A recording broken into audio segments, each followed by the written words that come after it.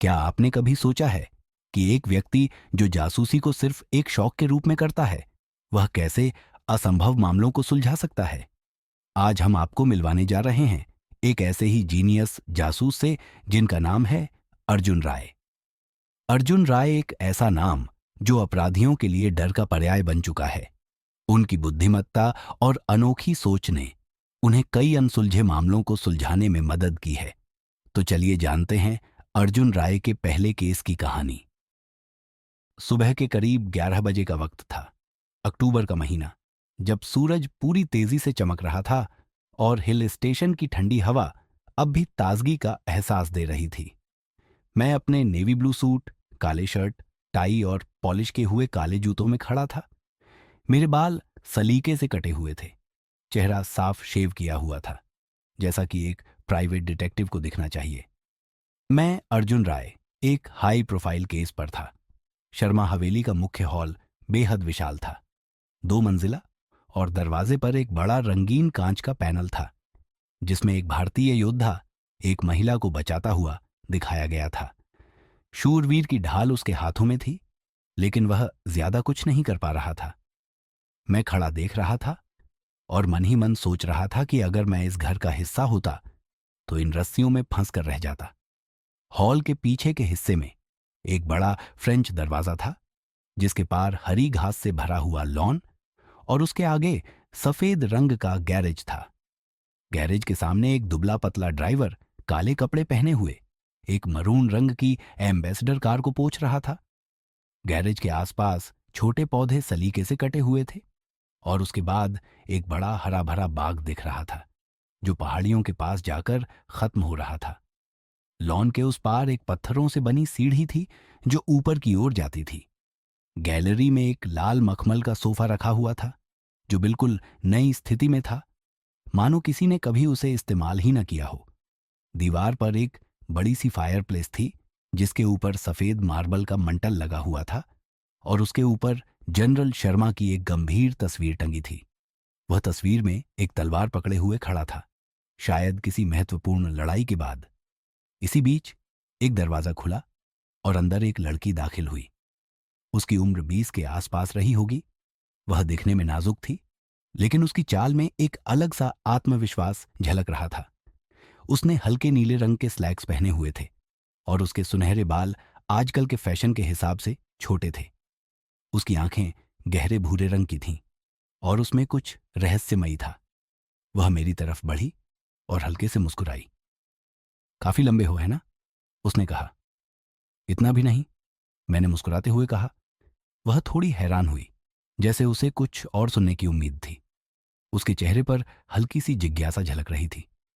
Handsome भी हो, उसने बिना झिझक के कहा, और शायद तुम जानते भी हो। मैंने सिर्फ गर्दन हिलाई। उसका मिजाज थोड़ा अलग था। वह शायद मुझसे खेल खेल रही थी, पर उसके इरादे कुछ और ही थे। नाम क्या है तुम्हारा? उसने फिर से पूछा। अर्जुन राय, मैंने कहा। मैं प्राइवेट डिटेक्टिव हूं। फिल्मी सा नाम लगता है। वह हंस पड़ी। उसकी हंसी में एक हल्की खटास थी, जैसे वह मुझसे कुछ छुपा रही हो। उसने अपने होंठों पर हल्का सा कांटा और मेरी तरफ घूर कर देखा, जैसे किसी ने पर्दा उठाया हो और वह स्टेज पर हो। उसकी निगाहें मुझ पर जमी थीं, लेकिन वह मुझे तौल रही थी। तुम सच में डिटेक्टिव हो? उसने फिर से गंभीर होकर पूछा। हाँ, कुछ ऐसा ही, मैंने हल्के अंदाज में जवाब दिया। तुम मेरा मजाक उड़ा रहे हो? उसने थोड़ा गुस्से में कहा। उसकी आंखों में हल्की चमक उभरी, लेकिन यह तो उतनी मासूम नहीं थी। कुछ नहीं, मैंने कहा। तुम्हें बातें करना पसंद है। वह फिर से मुस्कुराई, लेकिन उसकी मुस्कान पहले जैसी नहीं थी। उसमें एक रहस्य छिपा था जिसे मैं जल्द ही जानने वाला था। लड़की ने कुछ कहने के लिए अपने होंठ खोले, लेकिन फिर से चुप हो गई। उसकी आंखें मुझे देख रही थीं, जैसे मेरे दिमाग को पढ़ने की कोशिश कर रही हों। वह कुछ समय तक वहीं खड़ी रही। फिर अचानक से उसने कहा, डैडी तुम्हें देखना चाहते हैं। मैंने उसकी आंखों से नजर हटाकर हॉल की दूसरी तरफ देखा। एक बड़ा दरवाजा खुला हुआ था और उसके पार धुंधली रोशनी दिख रही थी। उसने एक हल्का इशारा किया, जैसे मुझे पीछे पीछे आने के लिए कह रही हो। मैं धीरे धीरे उसके पीछे चलता हुआ उस दरवाजे तक पहुंचा। दरवाजे के दूसरी तरफ एक बड़ा कमरा था, जहां एक बूढ़ा आदमी अपने बिस्तर पर लेटा हुआ था। कमरा बड़ी बड़ी किताबों से भरा था और एक तरफ लकड़ी की अलमारी में कई पुरानी चीजें रखी हुई थीं। कमरे के बीच में एक व्हीलचेयर खड़ी थी और बिस्तर पर लेटा हुआ आदमी शायद जनरल शर्मा था, इस केस का रहस्यमयी मालिक। उसने जैसे ही मुझे देखा, उसकी गहरी आंखों में हल्की सी चमक आई।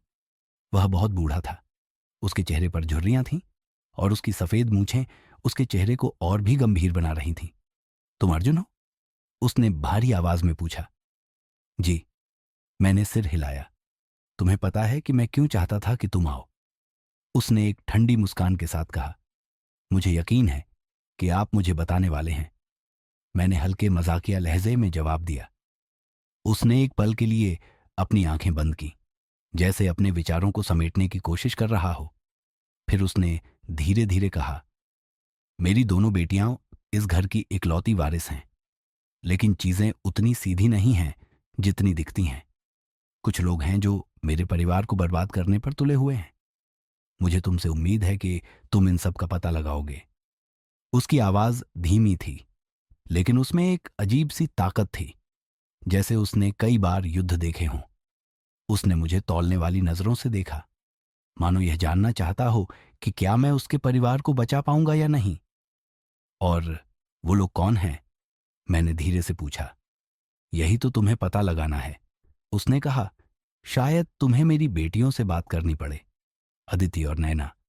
उनकी जिंदगियां भी खतरे में हैं।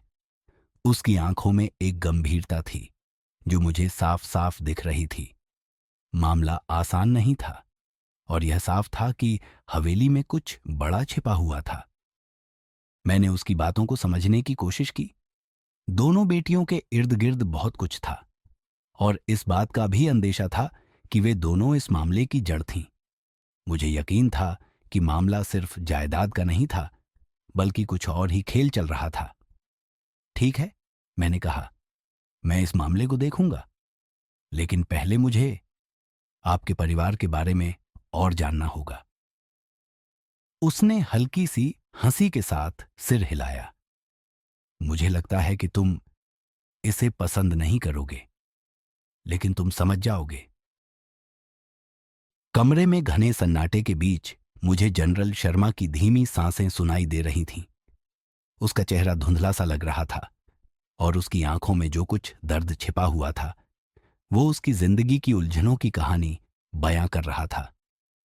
वह शायद अब ज्यादा देर तक बात करने की स्थिति में नहीं था। अदिति और नैना, उसने धीरे से कहा, वे इस घर की इकलौती वारिस हैं, लेकिन वो दोनों उनमें से एक। उसकी आवाज में अचानक झिझक आ गई। ऐसा लगा जैसे वह कुछ बोलने से खुद को रोक रहा हो। क्या हुआ? मैंने पूछा, उसकी आवाज में छिपी बेचैनी को महसूस करते हुए। उसने धीमी आवाज में कहा, तुम्हें उनसे बात करनी होगी। वे दोनों तुम्हें वो बता देंगी जो मैं नहीं बता सकता। लेकिन याद रखना, अदिति और नैना के साथ कुछ सही नहीं है।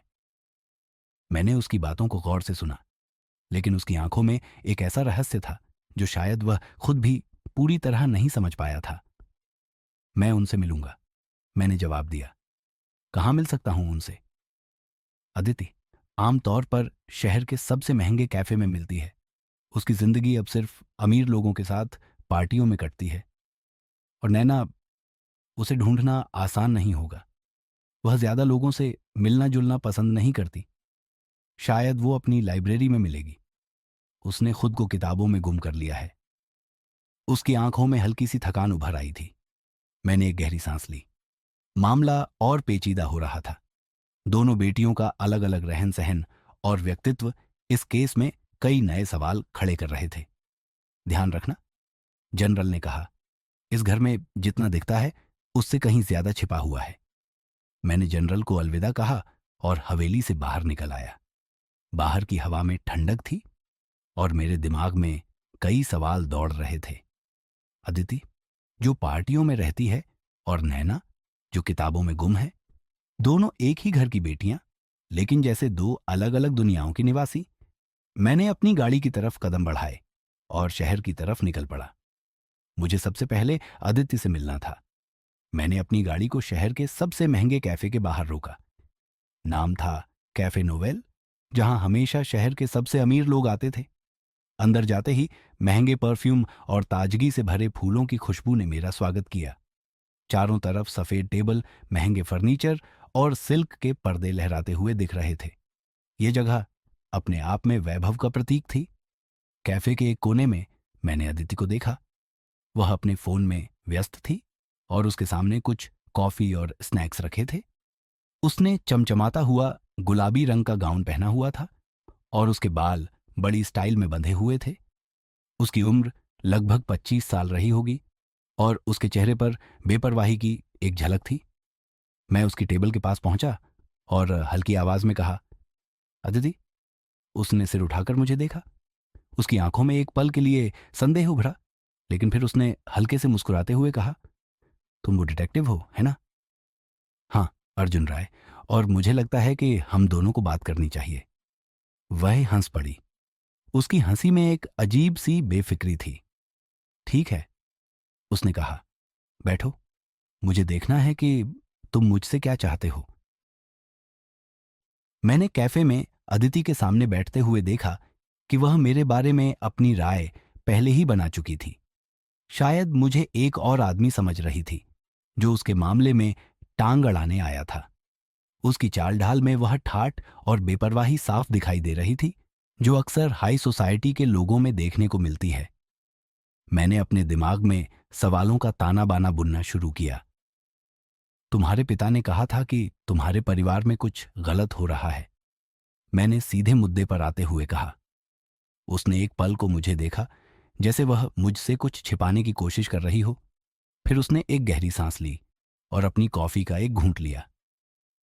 पापा अक्सर ओवर रिएक्ट करते हैं, उसने कहा। उसके लहजे में हल्की सी बेफिक्री थी। यह सब सिर्फ जायदाद का मसला है। कुछ लोगों ने हमारी संपत्ति पर नजर रखी हुई है और पापा इसे लेकर ज्यादा ही चिंतित हो जाते हैं। लेकिन उन्होंने ऐसा कुछ नहीं कहा, मैंने कहा। उन्होंने तो तुम्हारी और तुम्हारी बहन की सुरक्षा को लेकर चिंता जताई है। आदित्य के चेहरे पर हल्की सी असहजता आई, लेकिन वह तुरंत अपने आप को संभालने में कामयाब रही। नैना, उसे तो अपनी दुनिया में ही रहना पसंद है, किताबों के बीच। वह खुद को हर चीज से दूर कर चुकी है। अगर पापा ने कहा है कि हम खतरे में हैं, तो शायद यह उनकी कोई पुरानी आदत होगी। वैसे भी हमारे पास सब कुछ है। तुम्हारे पिता ने इशारा किया था कि हवेली के भीतर ही कुछ बड़ा छिपा हुआ है। मैंने बात आगे बढ़ाई। आदित्य ने हल्का सा हंसते हुए कहा, ओह, ये हवेली? तुम वहां कुछ भी ढूंढते रहो, तुम्हें सिर्फ धूल और पुरानी यादें ही मिलेंगी। उसकी हंसी में एक गहरी उदासी भी छिपी हुई थी, जो उसकी बाहरी चमक धमक से मेल नहीं खा रही थी। मैंने उसकी आंखों में झांकने की कोशिश की, लेकिन वह इतनी चालाक थी कि उसने अपने इरादों को मुझसे छिपा लिया। मुझे लगा कि वह इस केस के बारे में कुछ और जानती है, लेकिन वह मुझे सब कुछ बताने के मूड में नहीं थी। तुम्हारी बहन नैना कहाँ मिल सकती है? मैंने पूछा। नैना? आदित्य ने हंसी रोककर कहा, वह हमेशा किताबों के बीच रहती है, लाइब्रेरी में। अगर तुम उससे बात कर पाओ तो यह भी बड़ी बात होगी। वह लोगों से बात करना पसंद नहीं करती। फिर भी मुझे उससे मिलना होगा, मैंने कहा। शुभकामनाएं, उसने हल्के से हंसते हुए कहा। नैना से मिलना आसान नहीं है, वह खुद में गुम है। वैसे भी मैं तुम्हें ज्यादा जानकारी देने के मूड में नहीं हूं। अगर सच में तुम्हें कुछ पता लगाना है तो खुद ही मेहनत करनी होगी। मैंने अदिति के कैफे से बाहर निकलने के बाद उसकी बातों को दिमाग में दोहराया। वह दिखने में जितनी खुली हुई लग रही थी, उतनी थी नहीं। उसने साफ साफ सब कुछ नहीं बताया, और ये उसके चेहरे की मुस्कान में साफ झलक रहा था।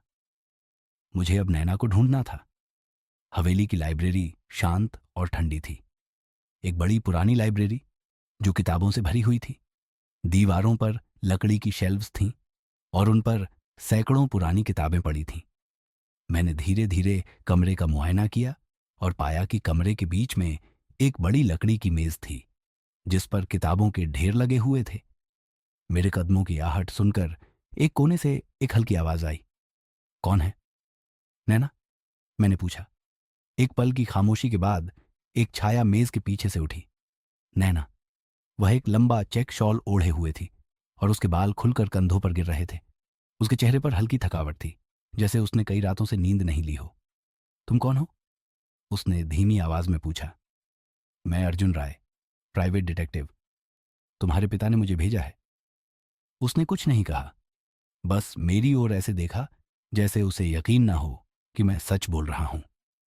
वह एक पल के लिए रुकी और फिर धीरे धीरे अपनी कुर्सी पर बैठ गई। उसकी आंखों में गहरी चिंता और बेचैनी थी। पापा ने तुम्हें क्यों भेजा है? उसने सीधे सवाल किया। उन्होंने कहा कि तुम और अदिति खतरे में हो, मैंने कहा, और मुझे यह समझने की जरूरत है कि इस खतरे के पीछे कौन है। नैना ने सिर झुका लिया और उसकी उंगलियां किताबों के पन्नों को छूने लगीं। वह कुछ पल चुप रही, जैसे कुछ सोच रही हो। खतरा, उसने धीरे से कहा। हम इस हवेली में कब से हैं अर्जुन, और खतरे से कहां भाग सकते हैं? लाइब्रेरी में सन्नाटा पसरा हुआ था और नैना की धीमी आवाज उस सन्नाटे को तोड़ रही थी। उसकी बातें कुछ अजीब लग रही थीं, जैसे वह इस खतरे से भागने के बजाय उसे स्वीकार चुकी हो। उसके शब्दों में एक निराशा और चिंता छिपी हुई थी, और मुझे यकीन था कि उसके पास इस मामले की कई कुंजियां थीं। मैंने उसके सवाल का जवाब देने से पहले उसकी भावनाओं को समझने की कोशिश की। खतरे से भागना ही क्यों? मैंने पूछा। तुम्हारे पिता को लगता है कि कुछ लोग तुम्हारे परिवार को नुकसान पहुंचाना चाहते हैं। क्या तुम जानती हो कि वो कौन हो सकते हैं? नैना ने सिर उठाकर मुझे देखा। उसकी आंखों में वह बेबसी थी जो किसी लड़ाई से हार मान लेने के बाद आती है। यह कोई बाहरी लोग नहीं है, उसने कहा। उसकी आवाज में दर्द की एक गहरी परत थी। यह घर ही है जो हमें निगल रहा है। तुम इस हवेली के रहस्य को कभी समझ नहीं पाओगे। ये सिर्फ दीवारें और छत नहीं है, इसमें इतिहास और दर्द छिपा हुआ है। उसके शब्दों ने मुझे चौंका दिया।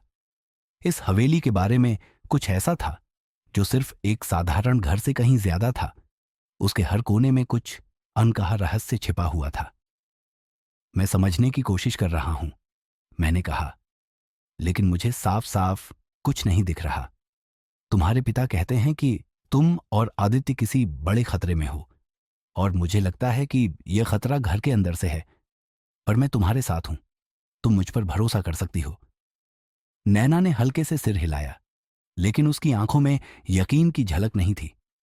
उसने मेज पर रखी किताबों को अपने हाथों में उठाया और कहा, ये किताबें ये सब कुछ बताती हैं। हमारे परिवार का इतिहास, ये सब कुछ है। किस तरह का इतिहास? मैंने पूछा, उसकी आंखों में देखता हुआ। अच्छा नहीं, उसने धीरे से कहा।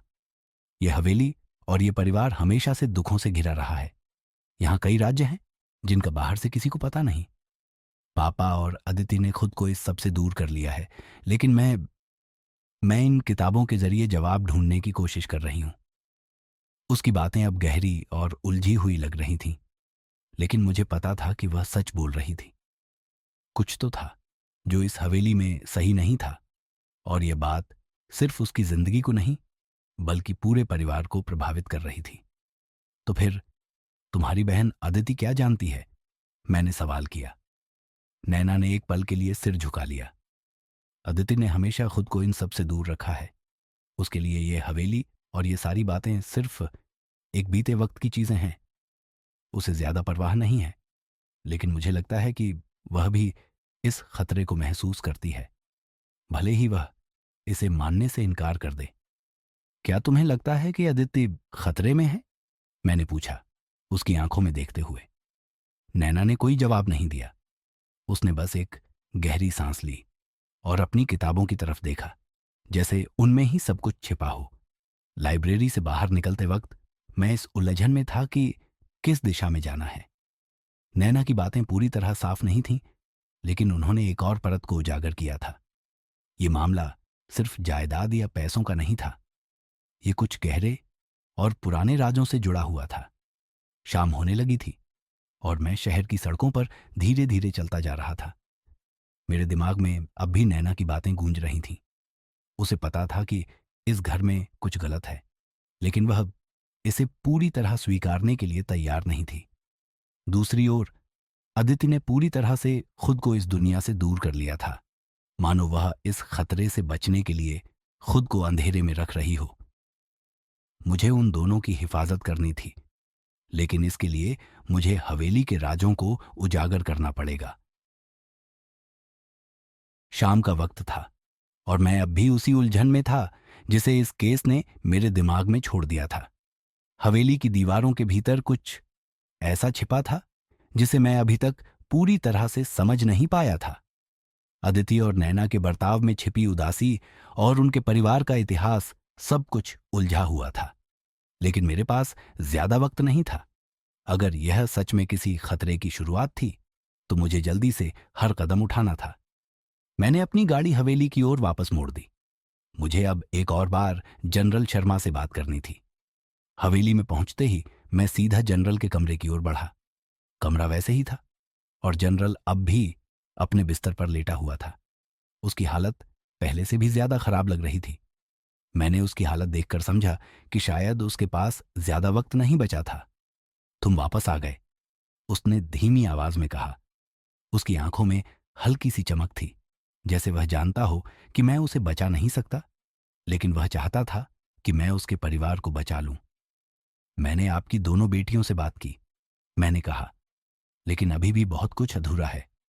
अदिति कहती है कि सब कुछ जायदाद से जुड़ा है और नैना का कहना है कि इस हवेली के इतिहास में ही सब कुछ छिपा हुआ है। जनरल ने अपनी थकी हुई आंखें बंद कर लीं। हवेली? यह हवेली एक पिंजरे की तरह है अर्जुन। जो इसमें आता है वह कभी बाहर नहीं निकल सकता। मेरे परिवार का इतिहास दुख और धोखे से भरा है। अदिति और नैना दोनों इसका हिस्सा हैं, चाहे वे इसे माने या नहीं। लेकिन खतरा क्या है? मैंने पूछा, अब तक साफ जवाब पाने की उम्मीद में। उसने धीरे से कहा, इस घर में कई लोग मारे गए हैं, कई बार। जायदाद को लेकर झगड़े, गुप्त समझौते, धोखे, ये सब हमारे परिवार को खा गया है और अब यह फिर से शुरू होने वाला है। किसने मारा उन्हें? मैंने सीधा सवाल किया। उसकी आंखों में एक गहरी उदासी झलक उठी। परिवार के लोग, हमारे ही लोग। ये कभी बाहर से नहीं आया, यह हमेशा अंदर से शुरू हुआ। धोखे और लालच ने हमें बर्बाद कर दिया। और तुम्हें लगता है कि यह फिर से होगा? मैंने उसकी बातों को गंभीरता से लेते हुए पूछा। हां, उसने धीरे से कहा, और अगर तुम इसे रोक सकते हो तो रोक लो, लेकिन याद रखना, हवेली तुम्हें कभी माफ नहीं करेगी। मैं जनरल के कमरे से बाहर निकला और उसकी बातों को दोहराने लगा। यह कोई साधारण मामला नहीं था। यह एक ऐसा जाल था जो उसके परिवार को धीरे धीरे अपनी गिरफ्त में ले रहा था। मुझे अब समझ आ रहा था कि खतरा सिर्फ जायदाद या बाहरी लोगों का नहीं था, बल्कि यह हवेली के भीतर ही पनप रहा था। रात गहराने लगी थी और हवेली के गलियारों में एक अजीब सी खामोशी छा गई थी। मैं सोचने लगा कि अब आगे क्या करना है। तभी मेरी नजर लाइब्रेरी की तरफ गई। शायद मुझे वहां से कुछ सुराग मिल सकते थे। मैंने धीरे धीरे कदम बढ़ाए और लाइब्रेरी के दरवाजे को धकेल दिया।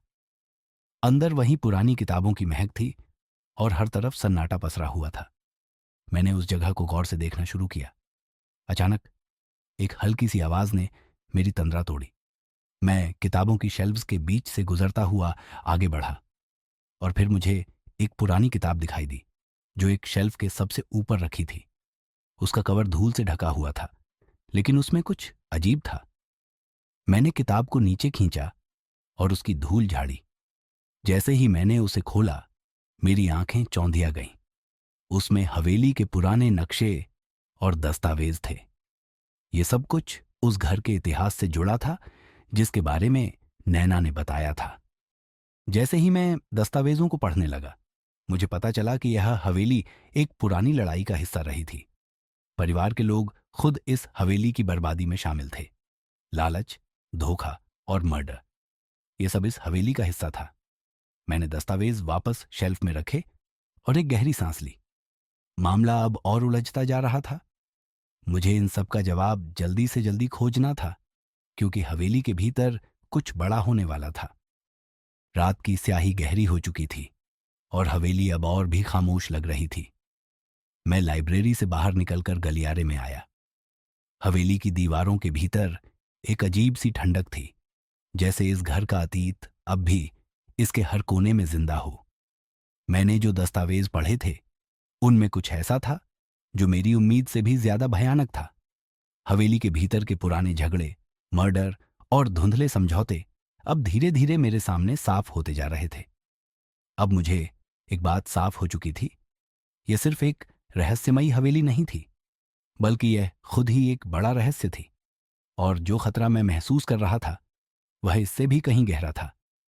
जैसे ही मैं गलियारे से गुजर रहा था, मुझे अदिति का ख्याल आया। वह हमेशा अपनी बेफिक्री और दिखावे में डूबी रहती थी, लेकिन मुझे यकीन था कि वह भी इस घर की असलियत से पूरी तरह अनजान नहीं थी। मुझे एक बार फिर उससे मिलना था। मैंने अपनी गाड़ी ली और शहर के उस इलाके की तरफ बढ़ गया जहां वह अक्सर अपने दोस्तों के साथ पार्टियों में दिखती थी। शहर की रात के बीच क्लब एलेग्रा के बाहर की चमचमाती बत्तियां दिखने लगीं। ये वही जगह थी जहां आदित्य अक्सर आती थी। ये क्लब शहर के अमीरों और मशहूर लोगों का अड्डा था। अंदर जाते ही तेज म्यूजिक और चमकते हुए लाइट्स ने मेरा स्वागत किया। लोग चारों तरफ बिखरे हुए थे, कुछ शराब के नशे में तो कुछ डांस फ्लोर पर। मैंने चारों ओर नजर दौड़ाई और तभी मुझे अदिति दिखाई दी। वह अपने दोस्तों के साथ बार के पास बैठी थी। उसके चेहरे पर वही दिखावटी मुस्कान थी। उसने एक हाथ में ड्रिंक पकड़ी हुई थी और उसकी चाल ढाल से लग रहा था कि वह अपनी बेफिक्री की दुनिया में पूरी तरह खोई हुई थी। मैं उसके पास पहुंचा और कहा, अदिति। उसने मेरी ओर देखा और एक पल के लिए चौंक गई, लेकिन फिर उसकी आंखों में वही पुरानी बेपरवाही लौट आई। तुम फिर से आ गए, उसने कहा, जैसे उसे यकीन था कि मैं उसे ढूंढने फिर से आऊंगा। तुम्हारे पिता और नैना ने मुझे कुछ बातें बताई हैं, मैंने कहा। यह मामला उतना साधारण नहीं है जितना दिखता है। उसने एक गहरी सांस ली और अपनी ड्रिंक को किनारे रख दिया।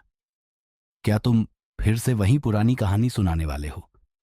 मैं जानती हूं कि पापा हमेशा चिंता करते रहते हैं, लेकिन यह सब सिर्फ हवेली और जायदाद का खेल है। नैना को लगता है कि यह मामला हवेली के इतिहास से जुड़ा है, मैंने कहा। और जो दस्तावेज मैंने आज पढ़े वो इस बात को और भी पुख्ता करते हैं। यह सिर्फ जायदाद की लड़ाई नहीं है, इसमें और भी कुछ बड़ा है। अदिति ने अपनी आंखें घुमाई, लेकिन इस बार उसकी मुस्कान फीकी पड़ गई थी। उसके चेहरे पर हल्की सी चिंता की परछाई दिखाई दी। तुम क्या चाहते हो अर्जुन? क्या तुम सच में सोचते हो कि मैं इसमें शामिल हूं? मुझे नहीं पता, मैंने ईमानदारी से कहा, लेकिन मुझे यकीन है कि तुम कुछ छिपा रही हो। उसने एक पल के लिए मेरी तरफ देखा और फिर हंस पड़ी। उसकी हंसी में इस बार वह बेफिक्री नहीं थी जो पहले थी। तुम सोचते हो कि मैं झूठ बोल रही हूं? उसने कहा। इस हवेली के बारे में क्या जानना चाहते हो? यह सिर्फ एक पुरानी जर्जर इमारत है और पापा इसे लेकर हमेशा चिंता करते रहते हैं। मुझे इसमें कोई दिलचस्पी नहीं है, लेकिन यह हवेली तुम्हारी जिंदगी से जुड़ी हुई है, मैंने कहा। यहां कुछ ऐसा है जो तुम्हें भी खतरे में डाल सकता है। उसने एक गहरी सांस ली। उसकी आंखों में हल्की सी थकावट उभर आई। मुझे तुमसे ज्यादा पापा की चिंता है, उसने धीरे से कहा। मैं जानती हूं कि वह बीमार हैं और उनकी हालत अब ज्यादा अच्छी नहीं है, लेकिन जो भी हो, यह सब सिर्फ एक पुरानी जायदाद की कहानी है, इससे ज्यादा कुछ नहीं। मैंने अदिति की बातों को गौर से सुना, लेकिन उसकी आंखों में छिपी उदासी मुझे कुछ और ही इशारा कर रही थी। उसने जो कहा वह शायद सच था, लेकिन पूरा सच नहीं था। मुझे यकीन था कि अदिति भी इस खतरे से वाकिफ थी, भले ही वह इसे मानने से इनकार कर रही हो। क्लब के बाहर की ठंडी हवा मेरे चेहरे पर लगी और मैं फिर से सोचने लगा कि यह केस मुझे कहां ले जा रहा है। अदिति की बातों में कुछ छिपा हुआ था और मुझे उसे जल्दी ही समझना था। मैंने अपनी गाड़ी स्टार्ट की और हवेली की तरफ निकल पड़ा। रात गहराती जा रही थी, लेकिन मेरे पास अब भी कई सवाल थे जिनके जवाब मुझे उसी घर में मिलने वाले थे। अदिति कुछ न कुछ छिपा रही थी और नैना अब भी हवेली के अंदर किताबों में गुम थी। हवेली के बड़े दरवाजों के पास पहुंचकर मैंने गाड़ी रोक दी। और धीमे कदमों से अंदर दाखिल हुआ। घर के अंदर की खामोशी में बस मेरे कदमों की आवाज गूंज रही थी। तभी मुझे लगा कि कहीं से कोई हलचल हुई है। मैंने रुककर चारों तरफ देखा, लेकिन कुछ साफ दिखाई नहीं दिया। मैं धीरे धीरे आगे बढ़ा और गलियारे की तरफ गया। अचानक मुझे एक दरवाजे के पास हल्की सी आवाज सुनाई दी। दरवाजा बंद था, लेकिन उसके पीछे किसी की हरकत महसूस हो रही थी। मैंने धीरे से दरवाजा खोला और देखा कि एक अंधेरी कोठरी थी। उसमें सिर्फ कुछ पुराने बक्से और धूल भरी चीजें रखी थीं। तभी एक परछाई मेरी तरफ तेजी से बढ़ी और मैं चौंक गया। मेरी प्रतिक्रिया से पहले ही कोई मुझे पीछे से जोर से पकड़ने की कोशिश कर रहा था। मैं खुद को छुड़ाने की कोशिश कर रहा था, लेकिन उस व्यक्ति ने मुझे दबोच लिया। यह अचानक हुए हमले ने मुझे चौंका दिया। इस हवेली में कुछ बड़ा चल रहा था और मैं अब इसका हिस्सा बन चुका था। मेरी धड़कनें तेज हो गई थीं और उस अंधेरे कमरे में मैं संघर्ष कर रहा था। अजनबी ने मुझे पीछे से पकड़ रखा था और उसके हाथों की ताकत से साफ पता चल रहा था कि वह इस जगह का अजनबी नहीं था। ये कोई बाहरी हमलावर नहीं, बल्कि इस हवेली का हिस्सा था, यहां का रहस्य। मैंने अपनी पूरी ताकत लगाकर उसे धक्का दिया और किसी तरह खुद को छुड़ाया। दरवाजे की ओर भागते हुए मैंने खुद को कमरे के बाहर पाया और तेजी से गलियारे की ओर दौड़ा। पीछे मुड़कर देखा तो वह परछाई मेरे पीछे नहीं आई थी, लेकिन मैं जानता था कि यह सिर्फ एक शुरुआत थी। घर के अंदर की हवा अब और भी भारी लगने लगी थी। मेरे कानों में बस अपनी तेज सांसों की आवाज गूंज रही थी। मुझे समझ में आ चुका था कि यह मामला सिर्फ दस्तावेजों और किताबों तक सीमित नहीं था। यहां एक सच्चा खतरा था जो मेरी जान को भी निशाना बना रहा था। हवेली के बड़े हॉल में लौटते वक्त मेरे कदम धीरे हो गए। मुझे महसूस हुआ कि इस घर के अंदर कोई न कोई मुझे देख रहा था, शायद निगरानी कर रहा था।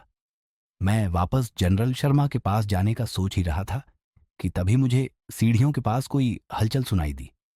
एक फुसफुसाती आवाज, जैसे कोई आपस में बात कर रहा हो। मैंने चुपचाप सीढ़ियों की तरफ बढ़ना शुरू किया और ध्यान से उस आवाज की दिशा में कान लगाए। आवाज ऊपर की मंजिल से आ रही थी। मैं धीरे धीरे सीढ़ियों पर चढ़ा और उस बंद कमरे की तरफ बढ़ा जहां से आवाजें आ रही थीं। दरवाजा थोड़ा खुला हुआ था और मैंने अंदर झांकने की कोशिश की। वहां मुझे दो लोगों की परछाइयां दिखाई दी। दोनों आपस में कुछ गुप्त बात कर रहे थे। ये सब कब तक चलेगा? एक आवाज ने कहा। यह आवाज जानी पहचानी थी। तब तक जब तक हम जो चाहते हैं वह हमें मिल नहीं जाता, दूसरी आवाज ने जवाब दिया। इस आवाज में एक अजीब सी ठंडक थी, जैसे इसका मालिक खतरे से नहीं डरता था। मैंने और ध्यान से देखा, लेकिन चेहरे साफ नहीं दिखे। बातचीत का टोन गंभीर था, जैसे कोई बड़ा खेल चल रहा हो। मैंने थोड़ा और झुककर सुनने की कोशिश की, लेकिन तभी दरवाजा एक जोर की आवाज के साथ पूरी तरह खुल गया। दरवाजा खुलते ही दोनों परछाइयां चौकन्नी हो गईं। उन्होंने मेरी तरफ देखा और अचानक भागने लगे। मैं भी पीछे से उनकी ओर भागा, लेकिन वे इतनी तेजी से भागे कि मैं उनका पीछा नहीं कर पाया। वे दोनों हवेली के गलियारों में गायब हो गए और मैं एक बार फिर खुद को अकेला महसूस कर रहा था।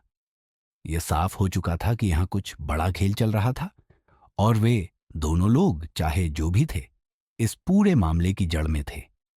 मैंने अगले कुछ मिनट अपनी सांसों को संभालने में लगाए। फिर मैंने सोचा कि अब मुझे जनरल शर्मा के पास लौटकर यह बात बतानी चाहिए। मुझे उनके परिवार की सुरक्षा की चिंता हो रही थी और साथ ही इस घर में हो रहे इन गुप्त कारनामों के बारे में उनसे और जानकारी लेनी थी। जैसे ही मैं जनरल के कमरे की ओर बढ़ा, मुझे लगा कि हवेली का माहौल अब और भी भयावह हो गया है।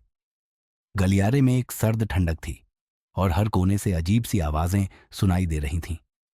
मैं दरवाजा धकेलकर जनरल के कमरे में दाखिल हुआ, लेकिन वहां पहुंचकर मेरी सांसें रुक गईं। जनरल का बिस्तर खाली था, वहां कोई नहीं था। कमरे के बीच में सिर्फ उनकी व्हील चेयर खड़ी थी। कमरे में अजीब सी खामोशी थी, जो उस पल और भी गहरी हो गई थी। मैंने चारों तरफ नजरें दौड़ाईं, लेकिन जनरल का कोई अता पता नहीं था। वह बूढ़ा आदमी जो बिस्तर पर लेटा हुआ था, अचानक कैसे गायब हो सकता था? मैंने फौरन अलार्म बजाने का फैसला किया, लेकिन जैसे ही मैं अपने फोन की तरफ बढ़ा, कमरे के एक कोने में कुछ हलचल हुई। मैंने जल्दी से उस तरफ देखा। वहां कुछ नहीं था। मुझे लगा शायद मेरा दिमाग कुछ ज्यादा ही सोच रहा है, लेकिन इस हवेली में अब हर चीज मुझे शकी लगने लगी थी। मैंने जल्दी से एक स्टाफ मेंबर को बुलाया। कुछ ही देर में एक नौकर आया, जिसका चेहरा भी सफेद पड़ चुका था। जनरल शर्मा कहाँ हैं? मैंने सख्त लहजे में पूछा। नौकर ने घबराते हुए कहा, जनरल साहब तो यहीं थे। मैंने उन्हें थोड़ी देर पहले देखा था। वो कहीं जा नहीं सकते। उनका उठना ही मुश्किल है। मैंने उसकी बातों को सुना, लेकिन अब मामला मेरे समझ से बाहर जा रहा था।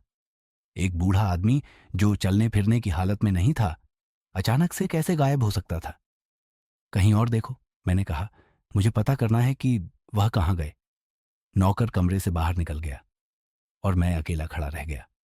हवेली के चारों ओर एक अजीब सी खामोशी फैल गई थी और मेरी बेचैनी अब और भी बढ़ गई थी।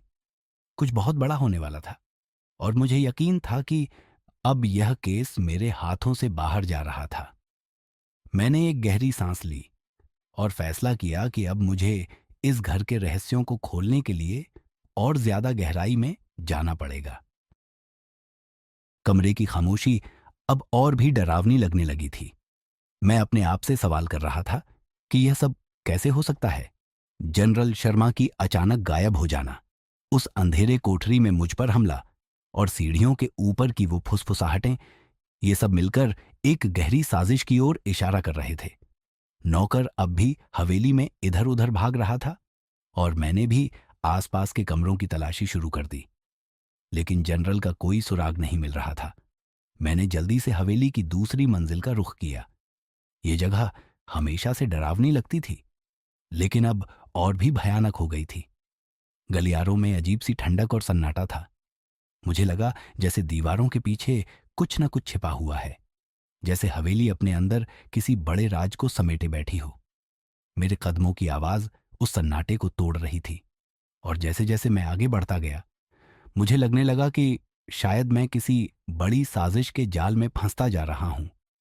मैंने एक कमरे का दरवाजा खोला और देखा कि अंदर अंधेरा था। यह कमरा मुझे वैसा ही लग रहा था जैसा पुराने दस्तावेजों में जिक्र किया गया था।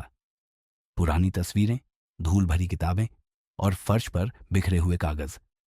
ऐसा लग रहा था जैसे इस कमरे में वर्षों से कोई नहीं आया हो। तभी कमरे के कोने से एक हल्की सी आवाज आई, जैसे कोई चीज हिल रही हो।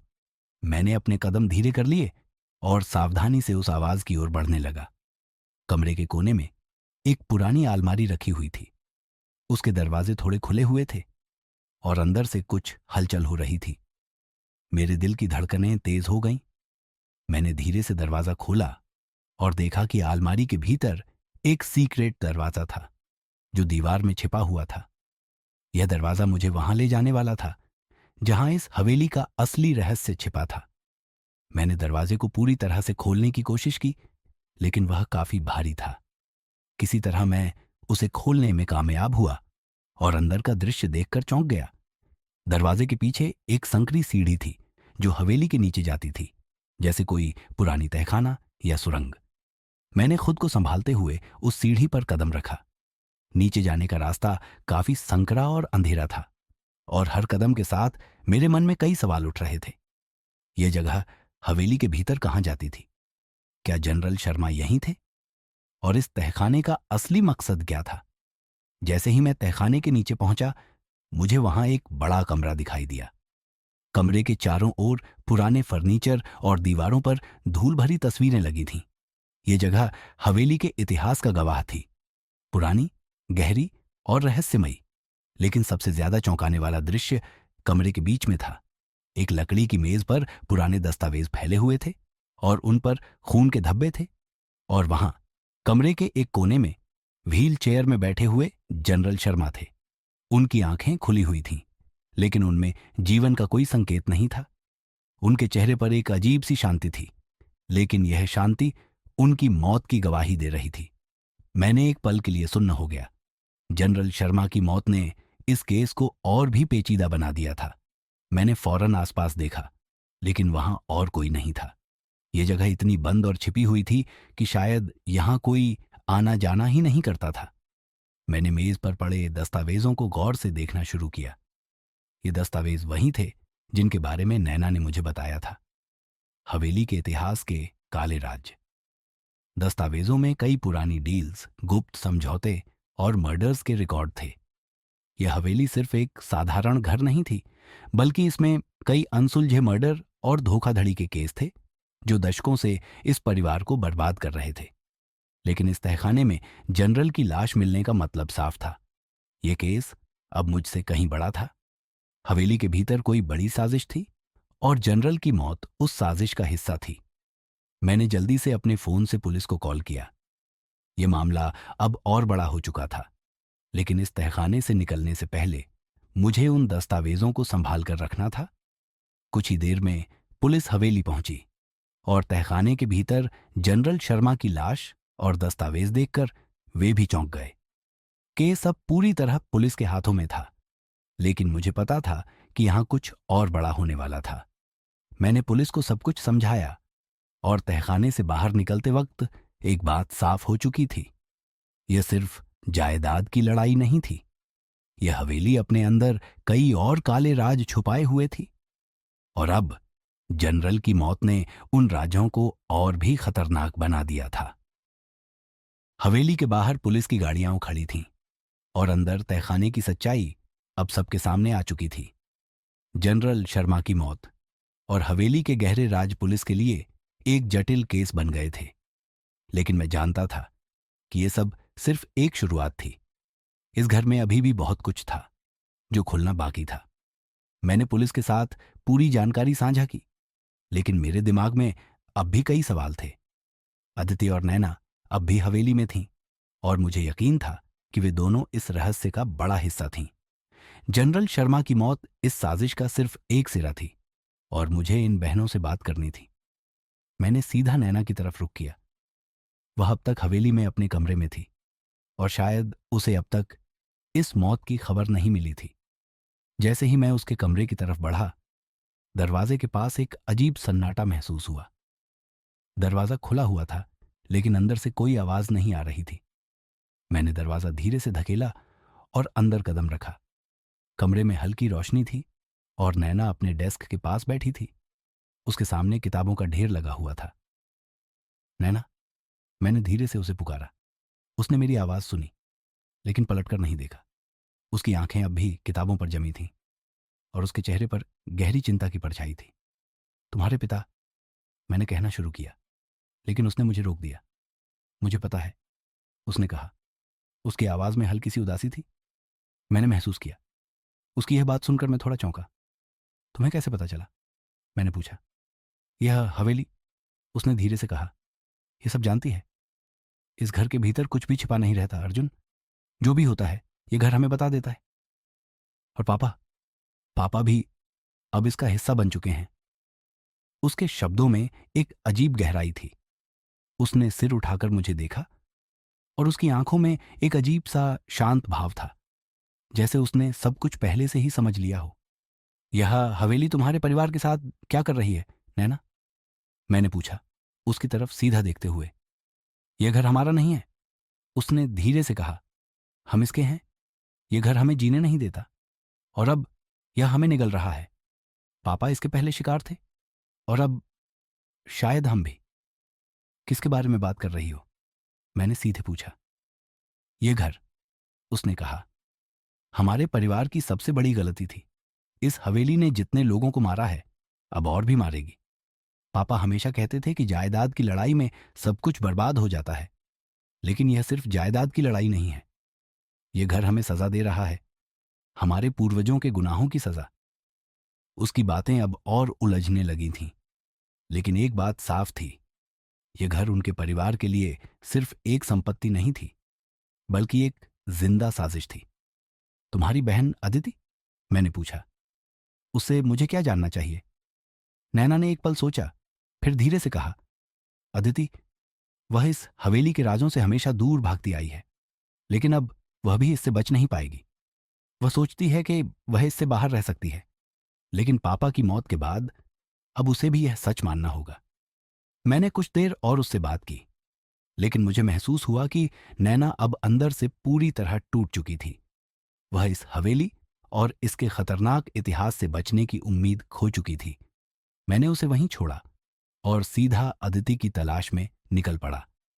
शहर के सबसे महंगे रेस्टोरेंट के बाहर गाड़ी पार्क करते हुए मैंने सोचा कि अदिति अब क्या सोच रही होगी। वह हमेशा से खुद को इस सबसे दूर रखती आई थी, लेकिन अब जनरल की मौत ने सब कुछ बदल दिया था। मैं जल्दी से अंदर गया और अदिति को देखा। वह अपने दोस्तों के साथ बैठी थी, लेकिन उसके चेहरे पर वह पुरानी बेफिक्री नहीं थी। उसकी आंखों में अब हल्की सी घबराहट थी, जैसे वह खुद भी समझ चुकी थी कि हालात उसके काबू से बाहर हो चुके हैं। मैंने उसके पास जाकर कहा, हमें बात करनी होगी। उसने धीरे से सिर हिलाया और अपने दोस्तों से माफी मांगकर उठी। हम दोनों रेस्टोरेंट के बाहर खड़े थे और मैंने उसकी ओर देखा। तुम्हें अपने पिता के बारे में पता है? मैंने पूछा। उसने कुछ नहीं कहा, बस एक लंबी सांस ली। मुझे लगता है कि सब खत्म हो चुका है अर्जुन, उसने कहा। पापा हमेशा कहते थे कि यह घर हमारी सबसे बड़ी गलती है। अब वह भी जा चुके हैं। यह घर सिर्फ जायदाद की लड़ाई नहीं है आदित्य, यह घर तुम्हारे परिवार को खत्म कर रहा है, मैंने कहा। तुम्हारी बहन नैना कहती है कि यह हवेली अपने अंदर बहुत बड़े राज छिपाए हुए है, और अब पापा की मौत। उसने मेरी बातों को गौर से सुना और उसकी आंखों में एक उदासी झलकने लगी। मैंने हमेशा इस घर से दूरी बनाकर रखी, उसने कहा, लेकिन अब समझ आ रहा है कि हम इससे बच नहीं सकते। पापा की मौत ने वह दरवाजा खोल दिया है जिससे अब सब कुछ सामने आ रहा है। उसके चेहरे पर अब डर साफ दिखाई दे रहा था। मुझे यकीन हो गया था कि अब अदिति को भी इस हवेली की सच्चाई का एहसास हो रहा था। हमें जल्दी से इस सब का सामना करना होगा अदिति, मैंने कहा। तुम्हारे पिता की मौत कोई हादसा नहीं थी, यह उस साजिश का हिस्सा थी जो इस हवेली के भीतर पल रही है। उसने सिर हिलाते हुए कहा, मुझे नहीं पता कि हमें क्या करना चाहिए, लेकिन एक बात तय है, यह घर अब हमें खत्म कर देगा अगर हमने इसे रोका नहीं। रात का सन्नाटा हवेली के चारों तरफ घना हो चुका था।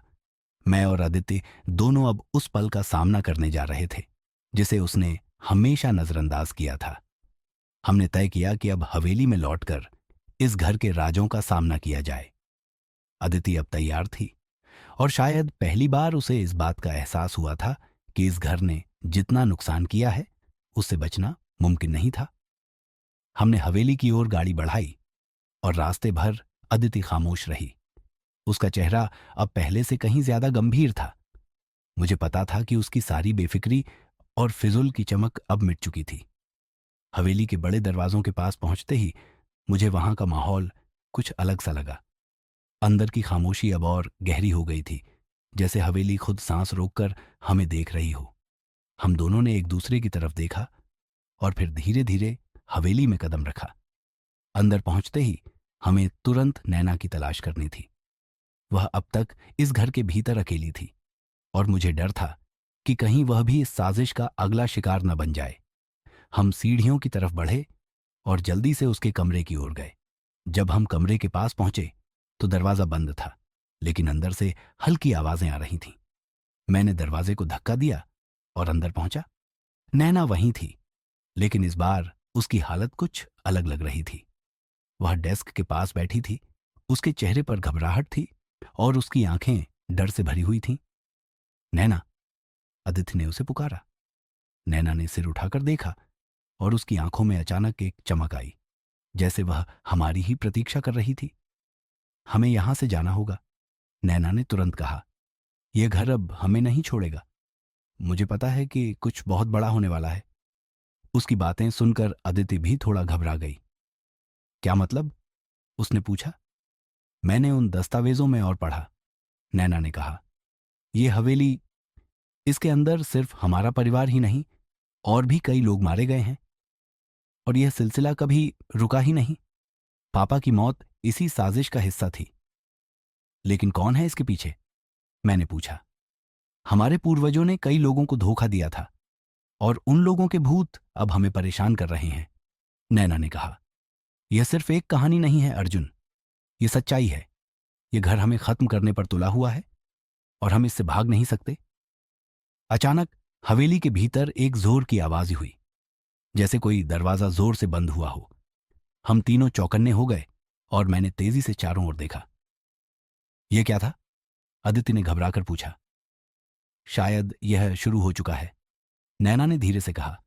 उसकी आवाज अब डर से भरी हुई थी और उसकी आंखों में वही खौफ झलक रहा था जो हवेली के अंदर महसूस हो रहा था। हम तीनों जल्दी से हॉल की तरफ भागे। वहां अजीब सी ठंडक थी और हवेली के हर कोने से अजीब आवाजें आ रही थीं। ऐसा लग रहा था जैसे घर के अंदर कोई और भी हो, जो हमें देख रहा हो, हमें सुन रहा हो। हम सीढ़ियों से नीचे उतरकर हॉल में पहुंचे, लेकिन वहां कुछ बदल चुका था। हॉल का दरवाजा बंद था और गलियारे में छाया सा माहौल था। मैंने धीरे धीरे दरवाजे की ओर कदम बढ़ाए, लेकिन तभी एक जोर का धमाका हुआ। दरवाजा पूरी तरह से झटके से बंद हो गया और पूरे घर में एक अजीब सी गूंज फैल गई। ये क्या हो रहा है? अदिति घबराई हुई थी। ये घर अब हमें नहीं छोड़ेगा, नैना ने धीरे से कहा। उसकी आवाज कांप रही थी। हम इसके अंदर फंस चुके हैं। मैंने चारों तरफ नजर दौड़ाई, लेकिन समझ में नहीं आ रहा था कि क्या करना चाहिए। यह साफ था कि हवेली अब किसी साजिश का हिस्सा नहीं थी, बल्कि खुद ही एक जिंदा दुश्मन बन चुकी थी।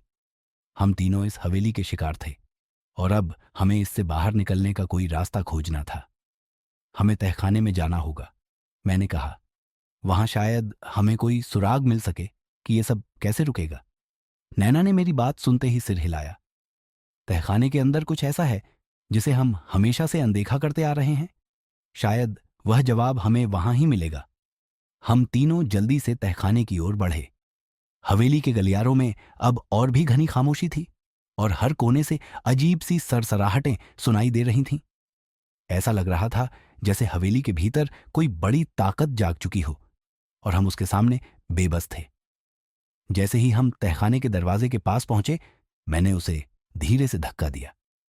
दरवाजा खुलते ही तहखाने की ठंडी हवा ने हमारे चेहरे पर चोट की। नीचे की सीढ़ियां अंधेरे में डूबी हुई थीं और हर कदम अब एक नए रहस्य की ओर जा रहा था। तहखाने के नीचे पहुंचते ही हमें वही पुराना कमरा दिखाई दिया जहां जनरल शर्मा की लाश मिली थी, लेकिन इस बार वहां का माहौल और भी भयावह था।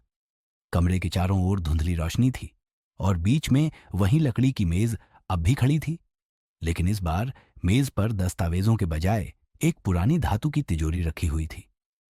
यह क्या है? अदिति ने घबराकर पूछा। यही जवाब है, नैना ने कहा। यह तिजोरी हमारे परिवार के सबसे गहरे राजों को छुपाए हुए है। पापा इसे हमेशा छिपाकर रखते थे, लेकिन अब यह खुल चुकी है। और इसमें क्या है? मैंने पूछा, धीरे धीरे तिजोरी की ओर बढ़ते हुए। इसमें वो सब कुछ है जो हमारे पूर्वजों ने किया था, नैना ने धीरे से कहा। धोखे, मर्डर और गुप्त समझौते। ये तिजोरी वह सब कुछ सामने लाएगी जिससे हमारे परिवार का पतन हुआ। मैंने धीरे से तिजोरी का ढक्कन उठाया और अंदर जो था उसने मेरी सांसें रोक दी।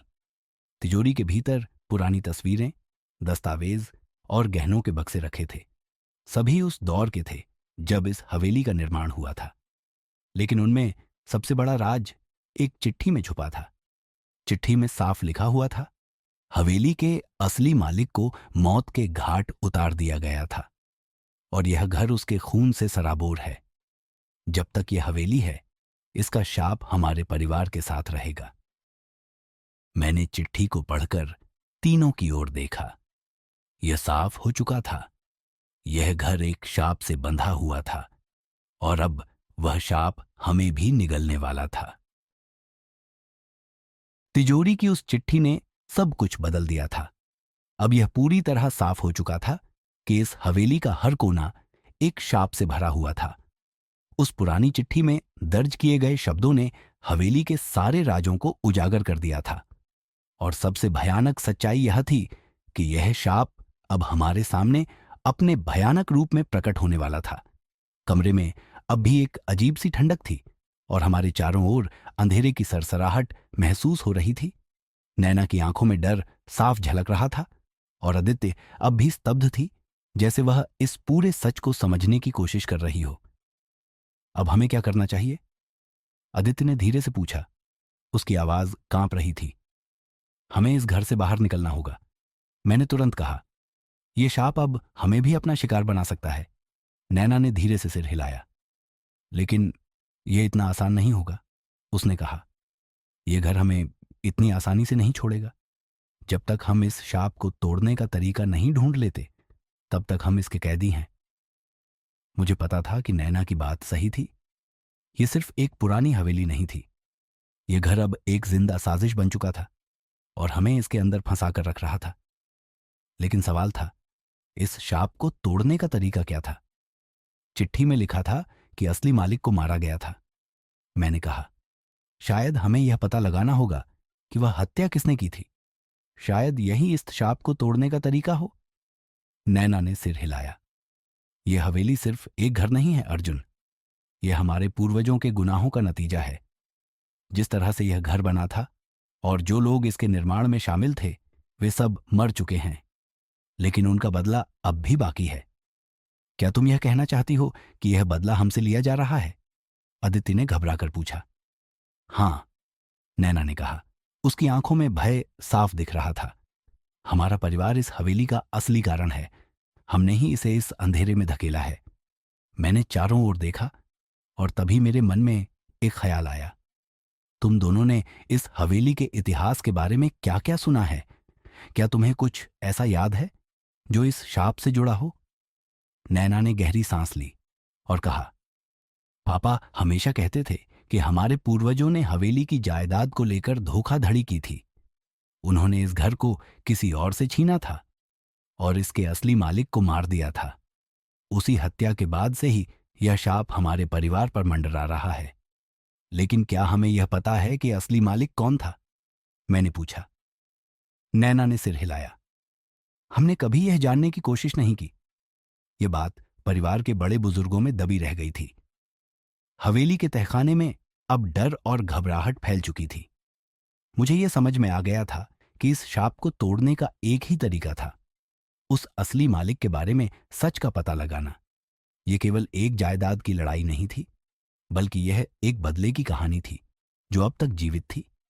हमें यह पता लगाना होगा कि असली मालिक कौन था और उसे किसने मारा था, मैंने कहा। तभी हम इस शाप से मुक्त हो सकते हैं। और अगर हम इसका पता न लगा पाए तो? अदिति ने डरते हुए पूछा। तब हमें इस घर के साथ रहना होगा, हमेशा के लिए, नैना ने धीरे से कहा। हम तीनों अब उस तहखाने से बाहर निकले और पूरे घर में सन्नाटा फैला हुआ था। हवेली के दीवारों में एक अजीब सी सरसराहट थी, जैसे वह हमारे हर कदम को देख रही हो। मुझे पता था कि अब वक्त कम था और हमें जल्दी से जल्दी उस हत्या का सच पता करना था। मैंने हवेली के पुराने हिस्सों की ओर रुख किया। यहां घर के अंदर के बंद दरवाजों और छिपे हुए कमरों में शायद कुछ ऐसे सुराग हों जिनसे हमें यह पता लग सके कि असली मालिक कौन था। मैं जल्दी से अदिति और नैना के साथ उन कमरों की तलाशी लेने लगा। हम एक कमरे में पहुंचे जो हवेली का सबसे पुराना हिस्सा था। कमरे की दीवारों पर पुरानी तस्वीरें लगी थीं और उनमें से एक तस्वीर ने मेरी नजरें खींच लीं। यह तस्वीर पुरानी थी, शायद हवेली के शुरुआती दिनों की। तस्वीर में एक आदमी खड़ा था। उसके चेहरे पर गंभीरता थी और उसकी आंखों में गुस्से की झलक थी। ये वही आदमी हो सकता है, मैंने धीरे से कहा, तस्वीर को ध्यान से देखते हुए। शायद यही असली मालिक था। लेकिन ये कौन है? अदिति ने पूछा। हमें यह पता लगाना होगा, मैंने कहा। तभी कमरे के पीछे से एक और हलचल हुई। मैं जल्दी से उस ओर बढ़ा और देखा कि वहां एक छोटी सी अलमारी थी जो शायद वर्षों से बंद पड़ी थी। मैंने अलमारी का दरवाजा खोला और उसके भीतर पुराने दस्तावेजों का एक ढेर पाया। उनमें से कुछ कागजात बेहद महत्वपूर्ण थे। यह उस आदमी के नाम से जुड़ी जमीन और जायदाद के दस्तावेज थे। ये सब कुछ उसी आदमी के नाम पर था, मैंने कहा, दस्तावेजों को पढ़ते हुए। और यह साफ है कि यह आदमी हवेली का असली मालिक था, जिसे मारकर जायदाद छीन ली गई थी। लेकिन उसे मारा किसने? आदित्य ने पूछा।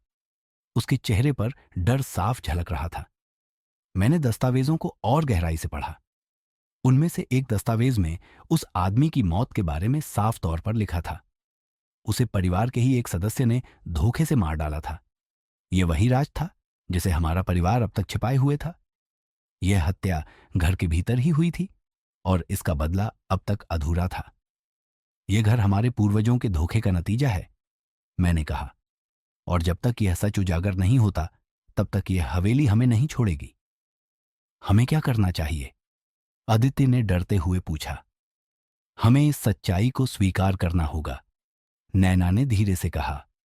हमें सबके सामने यह कबूल करना होगा कि हमारे पूर्वजों ने यह हत्या की थी। शायद तभी हम इस शाप से बच सकते हैं। कमरे में सन्नाटा पसरा हुआ था।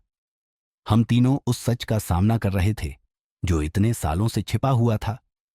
हवेली का असली मालिक, जिसकी हत्या घर के भीतर एक परिवार के सदस्य ने की थी, उसकी आत्मा अब भी इस हवेली में भटक रही थी। हमें पता था कि अगर हमें इस शाप से मुक्त होना है तो हमें इस सच्चाई को स्वीकार करना होगा। तो हमें यह कबूल करना होगा कि हमारे पूर्वजों ने हत्या की थी, आदित्य ने कांपती आवाज में कहा। लेकिन हम यह किससे कबूल करेंगे? और क्या यह शाप इससे खत्म हो जाएगा? यह घर जानता है, नैना ने धीरे से कहा। उसकी आंखों में अब भी डर साफ झलक रहा था। यह घर देखता है, महसूस करता है। हमें यहां सब कुछ कबूल करना होगा। लेकिन क्या यह सच में शाप को खत्म करेगा? मैंने पूछा। मेरी आवाज में संदेह था। शायद यही एक तरीका है, नैना ने कहा। हमारे परिवार की गुनाहों को इस घर ने जिंदा रखा है। जब तक हम उन्हें स्वीकार नहीं करेंगे, यह घर हमें कभी नहीं छोड़ेगा। हम तीनों अब एक साथ तहखाने के उस कमरे में वापस आ गए थे जहां तिजोरी मिली थी। कमरे में अब भी पुरानी तस्वीरें और दस्तावेज बिखरे हुए थे, और कमरे के बीच में वह चिट्ठी पड़ी थी जिसमें हवेली के शाप के बारे में लिखा गया था। यह वह जगह थी जहां सब कुछ शुरू हुआ था, और शायद यही वह जगह थी जहां सब खत्म होगा। हमें यह सच्चाई इस हवेली के सामने कबूल करनी होगी, नैना ने कहा। यहां पर जहां हमारे पूर्वजों के गुनाह हुए थे। मैंने गहरी सांस ली और धीरे धीरे कमरे के बीच में जाकर खड़ा हो गया। मैंने चिट्ठी को फिर से उठाया और जोर से पढ़ना शुरू किया। यह घर शापित है। इस हवेली के असली मालिक को धोखे से मारा गया था और उसका खून इस घर की नींव में समा गया। जब तक यह हत्या स्वीकार नहीं की जाएगी, यह शाप परिवार को बर्बाद करता रहेगा। चिट्ठी के शब्द अब हवा में गूंज रहे थे। हवेली की ठंडी हवा में सरसराहट और बढ़ गई, जैसे घर हमारी बातें सुन रहा हो। हम यह सच्चाई स्वीकार करते हैं, मैंने कहा। मेरी आवाज अब और भी मजबूत हो गई थी। हमारे पूर्वजों ने इस हवेली के असली मालिक की हत्या की थी। यह हमारा गुनाह है और हम इसे कबूल करते हैं। अचानक कमरे के अंदर एक अजीब सी हलचल महसूस हुई। दीवारों से ठंडी हवा बहने लगी और ऐसा लग रहा था जैसे पूरा घर अब जाग चुका था। हवेली की नींव से एक अजीब सी गूंज उठी, जैसे वह हमारे कबूलनामे का जवाब दे रही हो। हम कबूल करते हैं, नैना ने कहा। उसकी आवाज कांप रही थी। हमारे परिवार ने गुनाह किया था और अब हम उस गुनाह का प्रायश्चित करने को तैयार हैं। आदित्य भी अब डर से कांपते हुए बोली। हम यह सच्चाई मानते हैं। हम जानते हैं कि हमारे परिवार ने गलत किया था और अब हमें इसकी सजा भुगतनी होगी। कमरे के अंदर की हवा अब और भी भारी हो गई थी। मैं महसूस कर सकता था कि हवेली अब हमारी बातों का जवाब दे रही थी। दीवारों से अजीब सी आवाजें आने लगीं और कमरा धीरे धीरे हिलने लगा। यह हो रहा है, नैना ने धीमी आवाज में कहा। घर अब हमें छोड़ने वाला है। लेकिन तभी हवेली के भीतर एक जोरदार धमाका हुआ। कमरे की दीवारें कांपने लगीं और ऐसा लग रहा था जैसे पूरा घर अब गिरने वाला हो। आदित्य ने घबराकर मेरी तरफ देखा और नैना ने डर से अपने चेहरे को ढक लिया। यह सब क्या हो रहा है? आदित्य चिल्लाई। यह घर हमें छोड़ने वाला नहीं है, नैना ने धीरे से कहा। उसकी आंखों में खौफ साफ दिखाई दे रहा था। यह हमें खत्म करने पर तुला हुआ है। मैंने जल्दी से चारों ओर नजर दौड़ाई। हमें कुछ करना था। यह घर हमें खत्म करने वाला था अगर हमने इसे रोका नहीं। तभी मुझे एक और दस्तावेज दिखा। वह तिजोरी के अंदर छिपा हुआ था। यह एक और चिट्ठी थी जो हवेली के असली मालिक द्वारा लिखी गई थी। मैंने उसे तेजी से उठाया और पढ़ना शुरू किया। जो भी मेरे परिवार के खिलाफ यह गुनाह करेगा, उसे इसका प्रायश्चित करना होगा। हवेली का शाप तभी खत्म होगा जब सच्चे वारिस को उसका हक वापस मिलेगा। मैंने चिट्ठी पढ़ते हुए कहा, हमें इस घर का सच्चा वारिस ढूंढना होगा, तभी यह शाप खत्म होगा। लेकिन वह वारिस कौन है? आदित्य ने घबराते हुए पूछा। हमें यह पता लगाना होगा, मैंने कहा। हमारे पास ज्यादा वक्त नहीं है, नैना ने कहा। उसकी आवाज अब और भी घबराई हुई थी। यह घर अब हमें खत्म करने पर तुला हुआ है। हवेली के भीतर अब हलचल और बढ़ चुकी थी। दीवारें कांप रही थीं और हर कोने से अजीब आवाजें आ रही थीं। ऐसा लग रहा था जैसे घर की पूरी संरचना अब टूटने वाली हो। हमें जल्दी से इस घर का वारिस ढूंढना होगा, मैंने कहा, तभी यह शाप खत्म होगा। हम तीनों तेजी से तहखाने से बाहर निकले और हवेली के पुराने हिस्सों की तरफ भागे। हमें किसी तरह उस वारिस का पता लगाना था जिससे इस घर को उसका हक वापस मिले। कमरे के एक कोने में हमें एक और दस्तावेज मिला जिसमें उस वारिस का नाम लिखा हुआ था। ये नाम हमारे परिवार से जुड़ा हुआ था, लेकिन वह अब तक हमारे परिवार से अलग हो चुका था। यहां लिखा है कि असली वारिस पापा की बहन थी, आदित्य ने कहा, चौंकते हुए। लेकिन वह तो वर्षों पहले गायब हो गई थी। हमें उसे ढूंढना होगा, मैंने कहा। वह ही इस शाप को खत्म कर सकती है। अब हमारे सामने एक और बड़ी चुनौती थी। हमें उस असली वारिस को ढूंढना था जो वर्षों पहले गायब हो चुकी थी। हवेली का शाप अब और भी गहरा हो चुका था और हमें जल्द ही इसका समाधान खोजना था। हमारे पास अब सिर्फ एक आखिरी रास्ता बचा था, असली वारिस को ढूंढना। जब तक उस वारिस को उसके हक का दावा नहीं मिल जाता, तब तक यह शाप खत्म नहीं होगा। हवेली का शाप अब हमारे सिर पर मंडरा रहा था और हमें जल्दी से वह वारिस ढूंढना था जो इतने सालों से गायब थी। पापा की बहन, आदित्य ने कहा। उसके चेहरे पर आश्चर्य और घबराहट साफ दिखाई दे रही थी। हमने हमेशा सुना था कि वह वर्षों पहले गायब हो गई थी, लेकिन हमने कभी उसे ढूंढने की कोशिश नहीं की। यह साफ है कि जब तक वह वापस नहीं आएगी, यह शाप खत्म नहीं होगा, मैंने कहा। अब हमारे पास यही एक तरीका है। हम तीनों अब हवेली के बाहर निकले और तेजी से गाड़ी में बैठे। हमें पता था कि हमारे पास ज्यादा वक्त नहीं था। हवेली अब खुद ही एक जीवित जाल बन चुकी थी और अगर हमने जल्दी से असली वारिस को नहीं ढूंढा तो यह शाप हम सबको निगल लेगा। क्या तुम्हें पता है कि उसे आखिरी बार कहां देखा गया था? मैंने आदित्य से पूछा। नहीं, आदित्य ने धीरे से कहा। पापा ने कभी उसके बारे में ज्यादा बात नहीं की। बस इतना जानते थे कि वह किसी विवाद के बाद परिवार से दूर चली गई थी। हमें किसी तरह उसके बारे में पता लगाना होगा, नैना ने कहा। उसकी वापसी ही हमें इस शाप से बचा सकती है। हमने गाड़ी शहर के पुराने हिस्से की तरफ मोड़ दी, जहां परिवार के पुराने दस्तावेज और रिकॉर्ड्स रखे गए थे। हमें उम्मीद थी कि शायद वहां से हमें कोई सुराग मिल सके। शहर के पुरातन हिस्से में एक छोटा सा रिकॉर्ड हाउस था, जहां परिवारों के पुराने दस्तावेज और जमीन जायदाद के कागजात रखे जाते थे। यह एक धूल से भरी जगह थी और यहाँ के पुराने फाइलों में कई पीढ़ियों की कहानियां छिपी हुई थीं। हमने वहां जल्दी से जाकर परिवार के रिकॉर्ड्स खंगालने शुरू किए। ये रहा। अदिति ने एक पुराना बक्सा खोला जिसमें उनके परिवार की पुरानी फाइलें थीं। यहां पापा की बहन का नाम है, उसने धीरे से कहा। मीरा शर्मा। मीरा शर्मा, मैंने दोहराया। तो वह हमारे परिवार से कब दूर हुई थी? यहां लिखा है कि वह एक पारिवारिक विवाद के बाद 25 साल पहले घर से चली गई थी, आदित्य ने पढ़ा।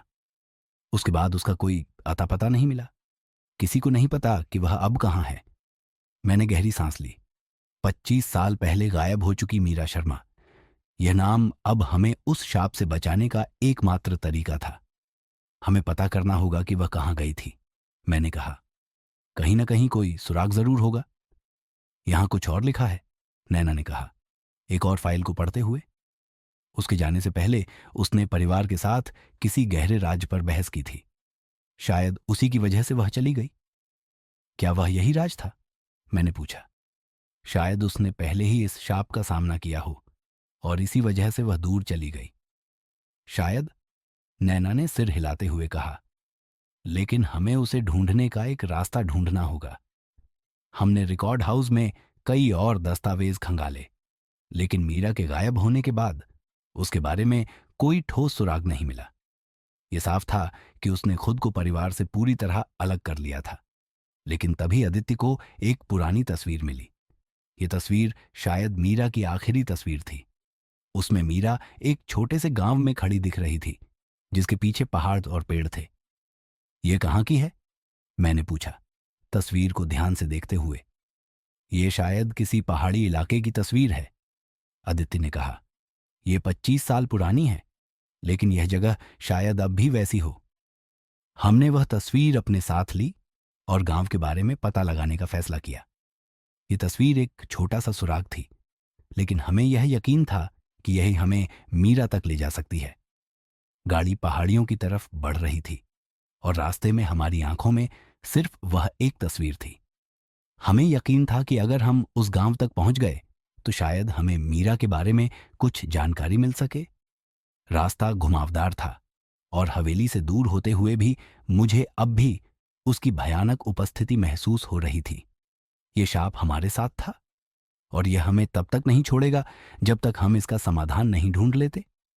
गांव के पास पहुंचने पर हमें कुछ छोटे घर दिखाई दिए और हर तरफ सन्नाटा पसरा हुआ था। हमने गांव के लोगों से बात करनी शुरू की, लेकिन किसी को मीरा शर्मा के बारे में कुछ खास याद नहीं था। यह जगह काफी अलग थलग थी और यहां के लोग भी ज्यादा बातें करने वाले नहीं थे। लेकिन तभी एक बूढ़ी महिला ने हमें एक इशारा किया। आप मीरा की बात कर रहे हो? उसने धीरे से पूछा। हां, मैंने जल्दी से जवाब दिया। आप उसे जानती हैं? वह यहां कभी कभी आया करती थी, उसने कहा। वह यहां अकेली रहती थी, पहाड़ी के ऊपर के घर में, लेकिन वह कई सालों से गायब है। किसी ने उसे फिर से नहीं देखा। क्या वह अब भी यहां है? आदित्य ने घबराकर पूछा। पता नहीं, बूढ़ी महिला ने कहा। लेकिन अगर वह कहीं है तो वह पहाड़ी के उस घर में ही होगी। हमने जल्दी से उस पहाड़ी की ओर रुख किया जहां मीरा का घर था। रास्ता कठिन और संकरा था और हर कदम के साथ हमारा दिल धड़कने लगा। हमें यकीन था कि मीरा के पास वह जवाब था जो हमें इस शाप से मुक्त कर सकता था। जब हम उस घर के पास पहुंचे तो घर काफी पुराना और जर्जर लग रहा था। दरवाजा बंद था और वहां कोई आवाज नहीं आ रही थी। हमने धीरे से दरवाजा खटखटाया। कोई जवाब नहीं मिला। क्या वह यहां है? आदित्य ने फुसफुसाते हुए कहा। उसकी आंखों में चिंता साफ झलक रही थी। मैंने दरवाजा फिर से खटखटाया और इस बार अंदर से हल्की सी आहट सुनाई दी। हमें उम्मीद की एक किरण दिखाई दी। मीरा शर्मा, मैंने आवाज दी। अंदर से एक धीमी बूढ़ी आवाज आई। तुम कौन हो? हम आपके परिवार से हैं, अदिति ने कहा। आपकी भतीजियां। अंदर से फिर से आवाज आई और दरवाजा धीरे धीरे खुला। वहां एक बूढ़ी औरत खड़ी थी, मीरा शर्मा। उसकी आंखों में उम्र का दर्द और थकान थी, लेकिन वह अब भी जिंदा थी। ये वही औरत थी जो इस परिवार का सच्चा वारिस थी और शायद अब वही इस शाप को खत्म कर सकती थी। मीरा शर्मा दरवाजे के पीछे खड़ी थी। उसके चेहरे पर उम्र और दर्द की गहरी लकीरें साफ दिख रही थीं। उसकी आंखों में थकान थी और ऐसा लग रहा था जैसे वह वर्षों से इस शाप के बोझ को अकेले ढो रही हो। लेकिन आज हम सब यहां थे, उसी शाप को खत्म करने के लिए। तुम लोग कौन हो? उसने धीरे से पूछा। उसकी आवाज कांप रही थी। हम आपके परिवार से हैं, आदित्य ने कहा। उसकी आवाज में अब भी संकोच था। मैं आपकी भतीजी हूं और यह मेरी बहन नैना है। हमें आपकी मदद की जरूरत है। मीरा ने अपनी थकी आंखों से हमें गौर से देखा, फिर धीरे से सिर हिलाया। मैंने सोचा था कि यह दिन कभी नहीं आएगा, उसने कहा, लेकिन अब लगता है यह घर तुम्हें भी मेरे पास खींच लाया है। हम उसके छोटे से घर के अंदर गए। अंदर का माहौल बिल्कुल शांत और ठंडा था। दीवारों पर कुछ पुरानी तस्वीरें लगी थीं और फर्श पर किताबों के ढेर बिखरे हुए थे। ऐसा लग रहा था जैसे मीरा ने खुद को इन पहाड़ियों में सालों से छिपा कर रखा हो और इस घर में उसकी पूरी दुनिया सिमट गई हो। हमें पता चला है कि आप हमारे परिवार की असली वारिस हैं, मैंने कहा, और इस शाप को खत्म करने के लिए आपको वापस आना होगा। आपको हवेली में लौटना होगा। मीरा ने एक गहरी सांस ली और अपनी कुर्सी पर बैठ गई। उसकी आंखों में एक दर्द भरी मुस्कान थी, जैसे वह जानती हो कि यह दिन कभी न कभी आने वाला था। तुम्हें पता है कि क्यों यह घर शापित है? उसने पूछा। उसकी आवाज अब भी धीमी और थकी हुई थी।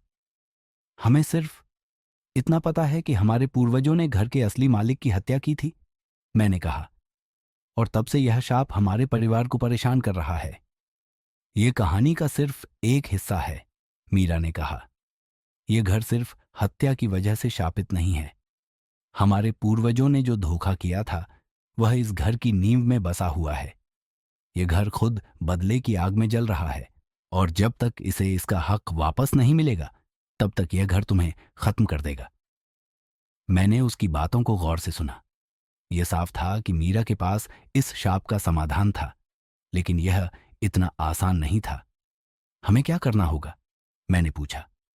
मुझे हवेली में लौटना होगा, मीरा ने कहा, लेकिन सिर्फ मेरी वापसी से कुछ नहीं होगा। तुम्हें सच्चाई सबके सामने लानी होगी। तुम्हारे परिवार ने जिस झूठ और धोखे से यह घर हासिल किया था उसे अब मानना होगा। यह घर तभी शांत होगा जब सब सच सामने आ जाएगा। हम तैयार हैं, आदित्य ने कहा। उसकी आवाज में हल्की झिझक थी, लेकिन उसके चेहरे पर दृढ़ता झलक रही थी। हम जो भी करना होगा करेंगे। हमने मीरा को अपनी गाड़ी में बिठाया और वापस हवेली की ओर चल दिए। रास्ते में माहौल बेहद तनावपूर्ण था। मुझे पता था कि हवेली अब हमारा इंतजार कर रही थी। यह घर अब और ज्यादा देर तक शांत नहीं रहेगा। हमें जितनी जल्दी हो सके इस शाप को खत्म करना होगा, वरना यह हमें भी अपना शिकार बना लेगा।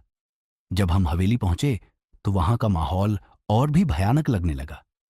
हवेली के बड़े दरवाजे अब पहले से कहीं ज्यादा भारी लग रहे थे, जैसे वे हमारे खिलाफ खड़े हो गए हों। हमने धीरे धीरे कदम बढ़ाए और अंदर दाखिल हुए। हवेली के अंदर अब अजीब सी सरसराहट और हलचल थी। हर दीवार से आवाजें आ रही थीं, जैसे हवेली खुद हमारे कदमों का इंतजार कर रही हो। यह घर जानता है कि हम यहां क्यों आए हैं, मीरा ने धीरे से कहा। उसकी आवाज में ठंडक थी। अब इसे सच का सामना करना होगा। हम धीरे धीरे तहखाने की ओर बढ़े, जहां तिजोरी थी और वह चिट्ठी जिसने इस पूरे शाप की शुरुआत की थी। तहखाने का रास्ता अंधेरे में डूबा हुआ था और हर कदम के साथ हवा और भी भारी होती जा रही थी। तहखाने में पहुंचते ही मुझे वहां की ठंडी हवा ने झकझोर दिया। ऐसा लग रहा था जैसे हवेली अब जिंदा हो चुकी थी।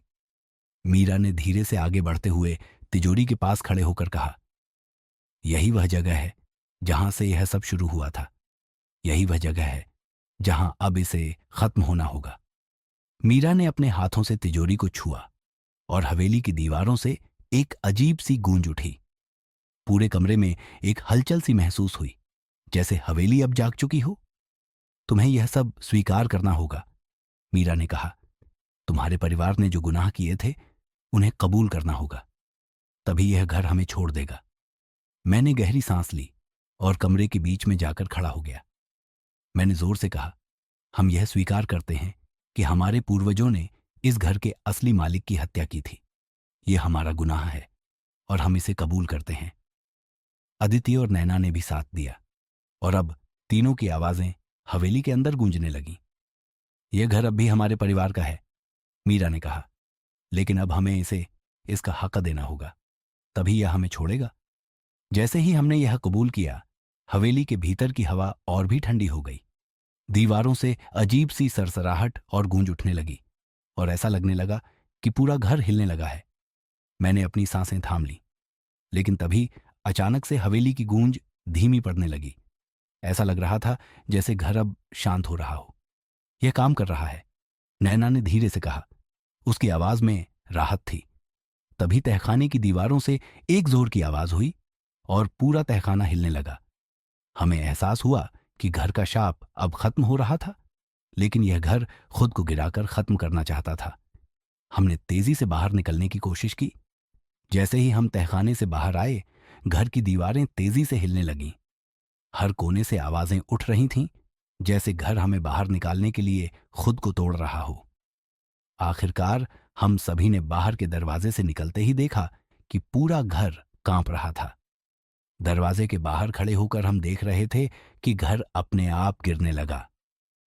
हवेली का शाप खत्म हो चुका था, लेकिन घर अब खुद को बर्बाद कर रहा था। यह खत्म हो गया, मीरा ने कहा। उसकी आवाज में एक अजीब सी राहत थी।